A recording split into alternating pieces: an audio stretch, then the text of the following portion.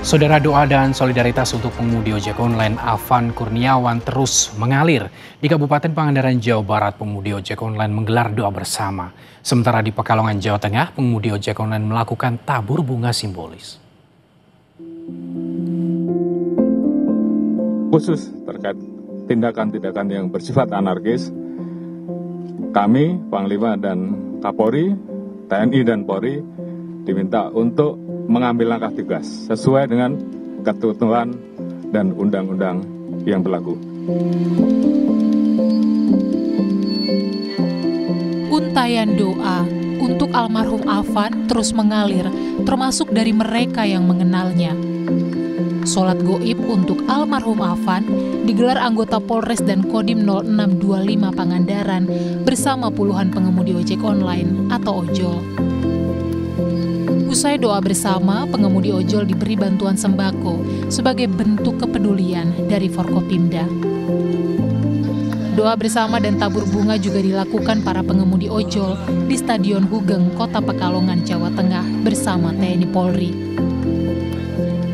Tak cukup kata menggambarkan kehilangan seorang anak.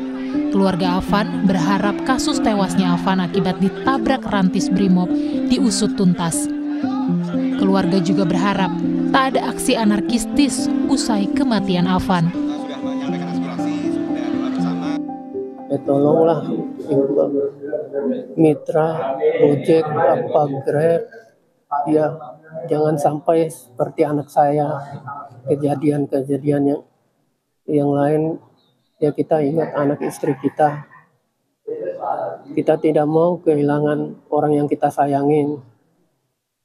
Ya kalau masalah itu jangan sampai kita berbuat anarkis, dan mahasiswa saya minta tolong.